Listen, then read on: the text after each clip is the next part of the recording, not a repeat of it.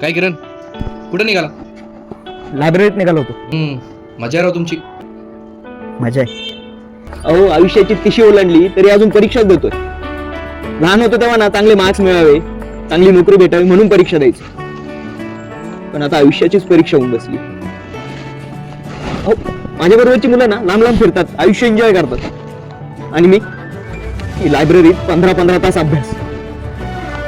मजा आहे माझी नाही. अहो, मी स्पर्धा परीक्षा देणारी मुलं ना तिकडे शहराकडे असतो, तिकडे गावाकडे आमचे आई वडील काय सहन करतात माहिती? मुलगा 30 वर्षांचा झाला तरी अजून कमवता नाहीये.